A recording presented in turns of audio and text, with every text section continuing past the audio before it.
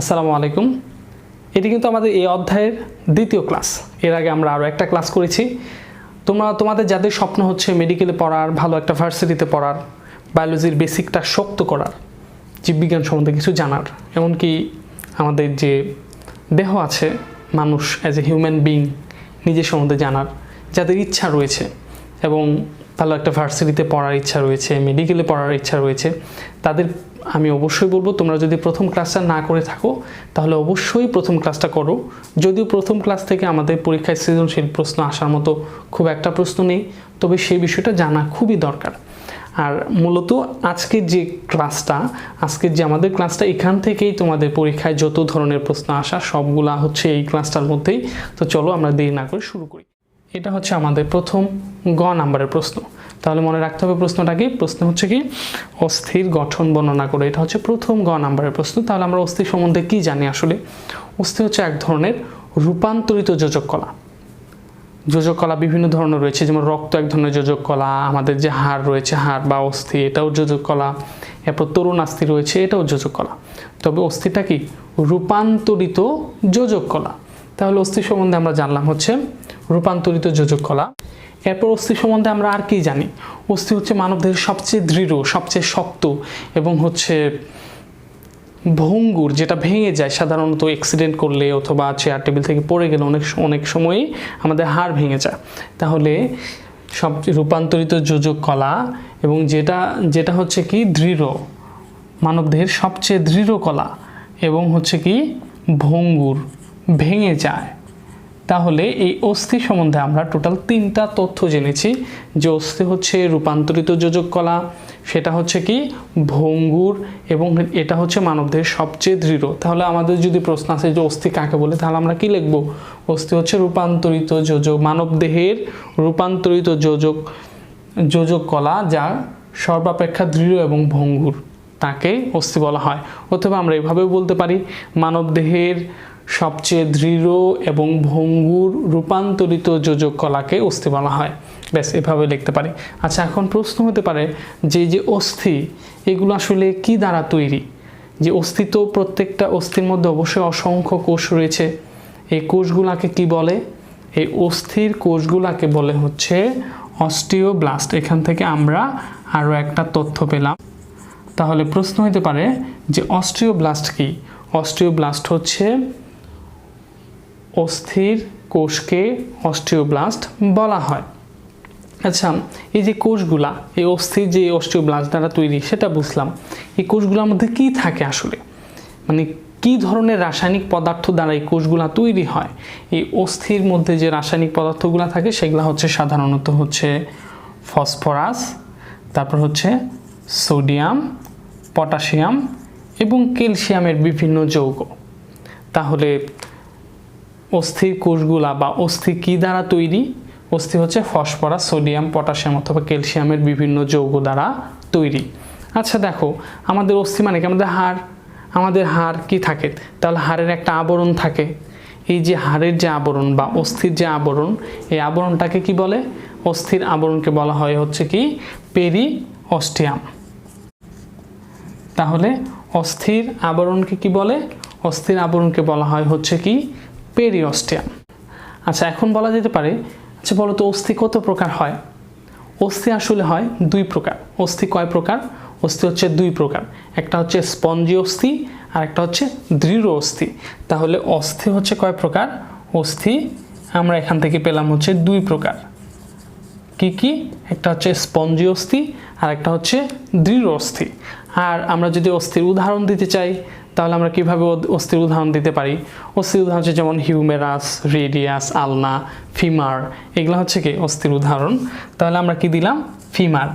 এই ফিমার হচ্ছে অস্থির উদাহরণ। এবং আরেকটা আমরা দিলাম হচ্ছে স্টেপিস। আচ্ছা দেখো, এই স্টেপিস, এই যে আমরা 2টা অস্থি দিছি, এই যে একটা হচ্ছে কি ফিমার আর একটা হচ্ছে স্টেপিস। ফিমার হচ্ছে মানবদেহের সবচেয়ে বড় অস্থি, যেটা হচ্ছে আমাদের উরুর মধ্যে যে অবস্থান করে হাঁটু পর্যন্ত। আর স্টেপিস হচ্ছে কানের মধ্যে সবচেয়ে ছোট অস্থিটার অবস্থান হচ্ছে আমাদের কানের মধ্যে। তাহলে এটা হচ্ছে সবচেয়ে বড় অস্থি, এটা হচ্ছে সবচেয়ে ছোট অস্থি। অস্থি সংক্রান্ত আমরা আর কি তথ্য পাই? অস্থির মধ্যে প্রায় হচ্ছে 40 থেকে 50 ভাগ হচ্ছে পানি। পানি কত ভাগ? 40 থেকে 50 ভাগ। আর অস্থির মধ্যে 40 ভাগ হচ্ছে জৈব উপাদান আর 60 ভাগ হচ্ছে অজৈব উপাদান।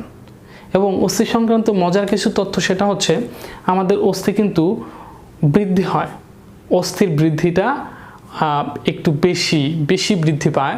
যেমন আমাদের হাড় যদি ভেঙে যায় খুব তাড়াতাড়ি জোড়া লেগে যায়, এমনও হতে পারে যে এই জায়গা থেকে ভেঙে গেছে, মাঝখানের একটা হাড়ের অংশ নাই, এরপরও সেই হাড়টা কি হয়ে যায়?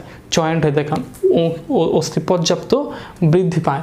এবং হচ্ছে এই যে আমরা যদি ভিটামিন ডি সমৃদ্ধ খাবার যদি বেশি খাই তাহলে আমাদের অস্থি তখন বড় হয়। এই জন্য শিশুরা যখন ছোট, মানে শিশুবেলায় ছোটদের কি করতে হয়? ভিটামিন ডি সমৃদ্ধ বেশি খাবার খাওয়াতে হয়, তাহলে অস্থি বড় হয়, তখন শিশুরা লম্বা হয়ে যায়। এই জন্য আমরা কি করি? আমাদের শিশুদের কি করি? সূর্যের আলোতে, গোসলের পর সূর্যের আলোতে রাখা হয় সাধারণত। কারণ হচ্ছে যে এই সূর্যের আলোর প্রভাবে আমাদের শরীরের ভিতর থেকে ভিটামিন ডি তৈরিতে সাহায্য করে। যে ভিটামিন, এই সূর্য আলোটা কোলেস্টেরলের ওপর প্রভাব ফেলে এবং কোলেস্টেরল থেকে ভিটামিন ডি তৈরি হয়, যেটার কারণে কি হয়? এই অস্থি বৃদ্ধিতে সাহায্য হয়। এবং আমরা যদি ক্যালসিয়াম সমৃদ্ধ খাবার যদি বেশি খাই সেটা অস্থির জন্য উপকার। তাহলে বলো তো আমরা অস্থি সংক্রান্ত কী কী তথ্য পেলাম?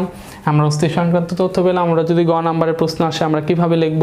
তাহলে আমরা লিখব যে মানব দেহের সবচেয়ে দৃঢ় ভঙ্গুর যোজক কলার রূপান্তরিত রূপকে অস্থি বলা হয়।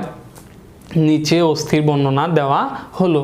এরপর আমরা দিব হচ্ছে অস্থির কোষকে অস্টিওব্লাস্ট বলা হয় এবং অস্থি সাধারণত ফসফরাস, সোডিয়াম, পটাশিয়াম এবং ক্যালসিয়ামের বিভিন্ন ধরনের যৌগ দ্বারা তৈরি।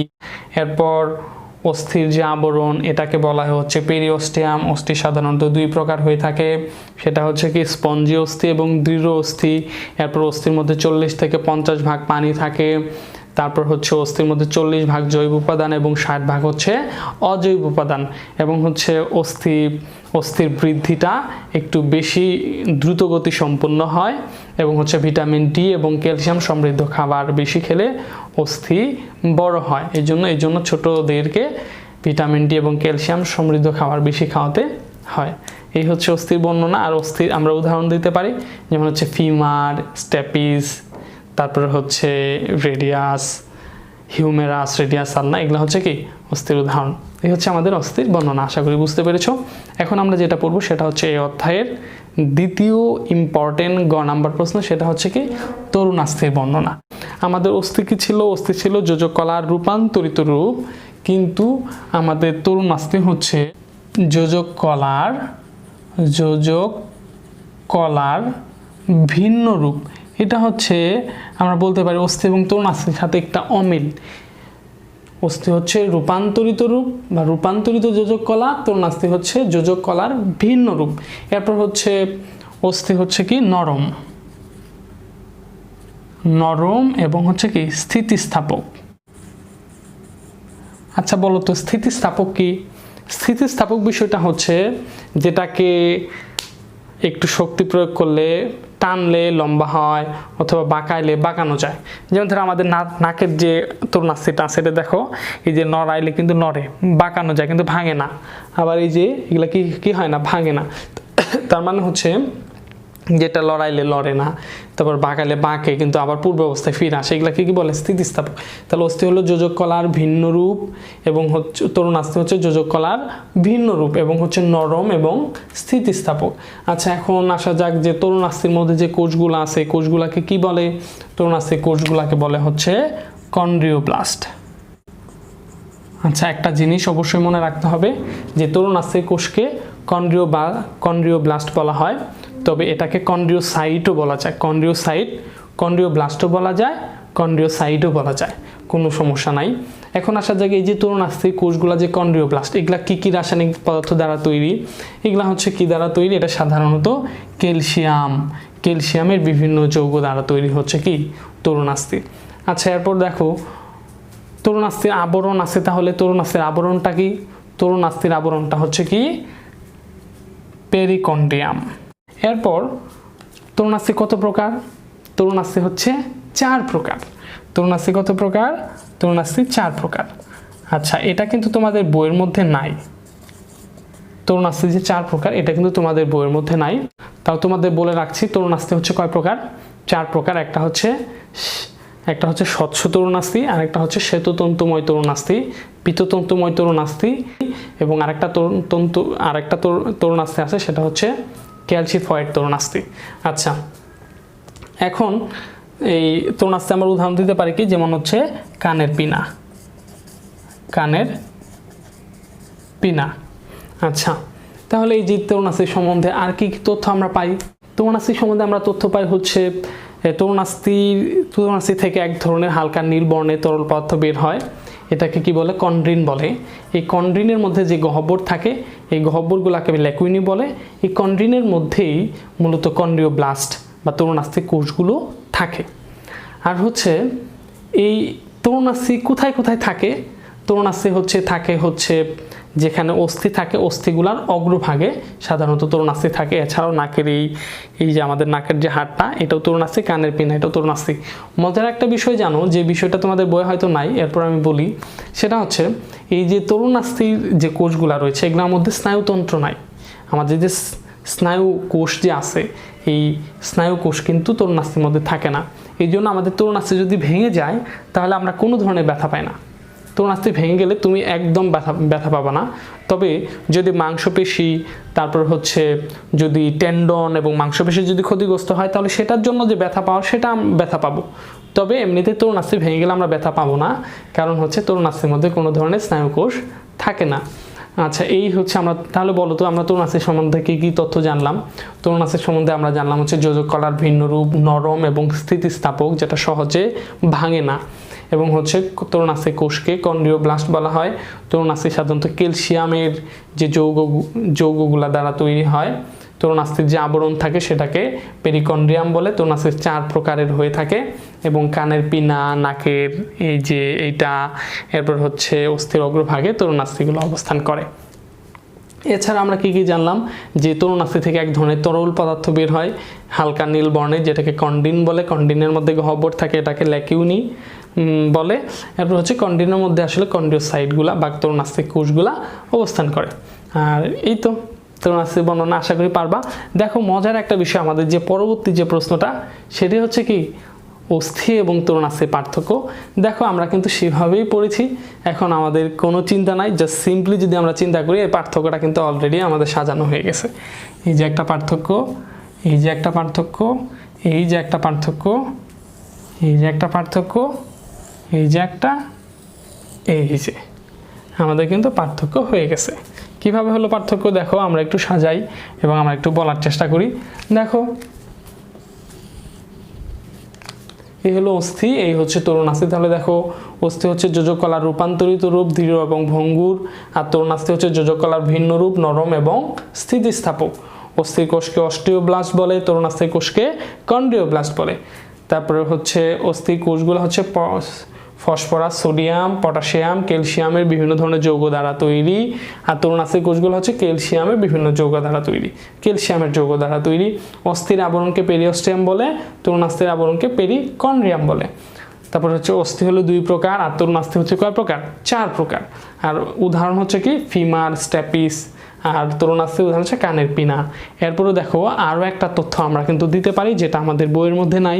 সেটা হচ্ছে কি, সেটা হলো যে অস্থির যে বৃদ্ধি, অস্থির সাধারণত দ্রুত বৃদ্ধি পায়, আর তরুণাস্থির বৃদ্ধিটা হচ্ছে ধীর গতি সম্পন্ন। এটাও কিন্তু একটা পার্থক্য হইতে পারে।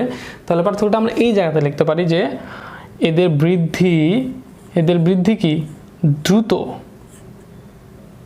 দ্রুত গতি সম্পন্ন, দ্রুত গতির, আর এদের বৃদ্ধিটা হচ্ছে কি ধীর গতির বৃদ্ধি। এই যে এদের বৃদ্ধি হচ্ছে ধীর গতির। এটাও কিন্তু একটা পার্থক্য হতে পারে। আশা করি অস্থি এবং তরুণাস্থি বুঝতে পেরেছো। এখন আমাদের যে টপিকটা, এটাও একটা ইম্পর্টেন্ট প্রশ্ন, সেটা হচ্ছে কি সাইনোভিয়াল অস্থিসন্ধির বর্ণনা। চলো আমরা এখন পড়বো হচ্ছে কি সাইনোভিয়াল অস্থিসন্ধির বর্ণনা।